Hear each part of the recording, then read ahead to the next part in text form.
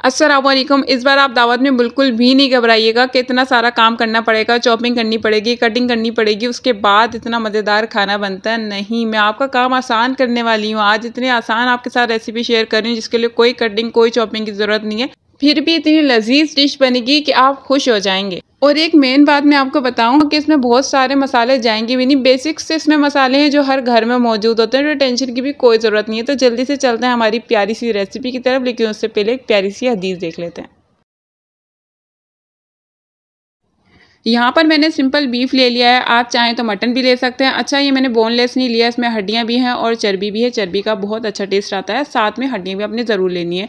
तो इसमें 2 बड़ी इलायची, 3 छोटी इलायची, 4 लौंग, दालचीनी और साबुत काली मिर्च, कुटी लाल मिर्च, नमक और हल्दी। बाकी इंग्रेडिएंट्स क्वांटिटी आपको सारे डिस्क्रिप्शन बॉक्स में मिल जाएगी। ये सारे मसाले बीफ में डाल दिए। आपके घर में दावत है तो अदरक लहसुन का पेस्ट दायरा बना हुआ ही होगा, तो वहाँ से थोड़ा सा आप चुरा लें और इस बीफ में डाल दें। और साथ ही दही लें, दही को हल्का सा फेंटने की भी ज़रूरत नहीं है, अगर आप फेंट लें तो बहुत अच्छी बात है, वो भी लेके इस बीफ में डाल दें। अब सिंपल साबुत 2 टमाटर ले लें और 4-5 प्याज ले लें। अच्छा, प्याज को मैंने तकरीबन 4 पीस में कट किया है। एक प्याज को 4 हिस्सों में बस मैंने तकसीम कर दिया और टमाटर को 2 हिस्सों में तकसीम कर दिया कि अगर टमाटर अंदर से ख़राब हो तो पता चल जाए, कोई कीड़ा वीड़ा हमारे सालन के साथ ना पक जाए।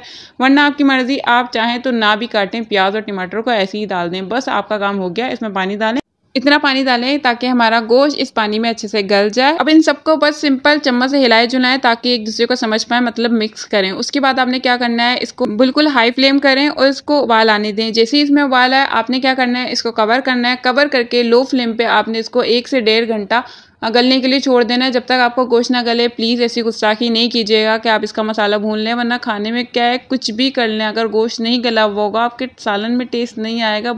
चाहे फिर आप जितने भी जतन कर लें, तो गोश्त का गलना बहुत ही मेन चीज़ है। तो यहाँ पर तकरीबन 1 से 1.5 घंटे बाद मैंने इसका कवर हटाया। अच्छा, मैं बताऊँ कि मैंने बीच में भी कवर हटा के देखा था पर गोश्त गला हुआ नहीं था, तो वापस कवर करके इसको छोड़ दिया था। अब मैंने आपके सामने इसका कवर हटाया, ये गोश्त बिल्कुल गल चुका था। टमाटर की हालत आप देख लें किस कदर सॉफ्ट हो चुके हैं। इसको मैं हल्का सा मैश कर लूँगी। आप चाहें तो छिलका हटा दें, वरना ज़रूरत नहीं है छिलका हटाने की, क्योंकि इसका छिलका भी बहुत अच्छी तरह से घुल चुका है। 1-1.5 घंटे में इसकी भी हालत ऐसी है कि आप इस मसाले में इसको भूनेंगे तो इसका छिलका भी कहाँ गया पता ही नहीं चलेगा। और साथ में ये जो प्याज दिख रही है ना, ये भी बिल्कुल नहीं दिखेगी। अब आप शौक से फ्लेम हाई कर सकते हैं, बल्कि करनी ही पड़ेगी वरना मसाला नहीं भून पाएगा। तो आपने इसका फ्लेम हाई करना है और क्या करना है, हाई फ्लेम पे इसको चम्मच चलाते हुए हल्का हल्का सा इसको मैश करते जाएं। मैश करने की ज़रूरत नहीं पड़ेगी क्योंकि ऑलरेडी बहुत ज़्यादा सॉफ्ट हो चुके हैं। भुनाई तो आपने करनी है, बस वो भुनाई करें।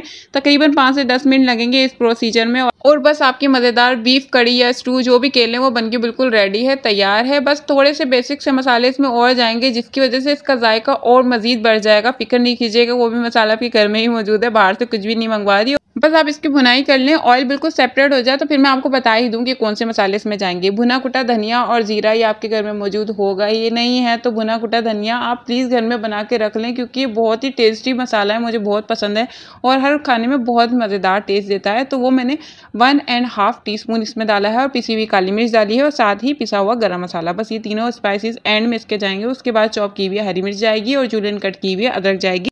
और अगर आपके पास हरा धनिया चॉप किया हुआ रखा है तो प्लीज़ वो भी डाल दीजिएगा। मेरे पास था नहीं तो इसलिए मैंने डाला नहीं। तो बस इन सबको आपस में मिक्स करें, आपकी ये मज़ेदार सी डिश बनके तैयार है। देखा, मैंने आपसे कहा था ना कि कोई लंबी चौड़ी चॉपिंग शॉपिंग नहीं बताऊंगी, ना आपको प्याज चॉप करनी पड़ी ना आपको टमाटर चॉप करना पड़ा। भाई बाकी बात रही हरी मिर्ची की और हरे धनिए की, इसको मैंने कहा कि चॉप करके एंड में डालना है, तो वो डेकोरेशन का हिस्सा है। अगर चीज़ दिखने में अच्छी लगेगी तो खाने में ऑलरेडी टेस्टी हो जाएगी। देखिए, हरा धनिया तो अभी मैंने डालना नहीं क्योंकि मेरे पास था नहीं, अगर आपके पास हो तो आपने डालना ज़रूरी है क्योंकि इससे लुक बहुत अच्छा आता है, आपके सालन का बहुत ही अच्छा लुक आएगा। तो आप कोरमा बनाएं, स्टू बनाएं, कड़ी बनाएं, जो भी बनाएं, आप डेकोरेशन अगर अच्छी करेंगे, चीज़ अगर प्यारी दिखेगी तो खाने में ऑलरेडी मज़ा आएगा।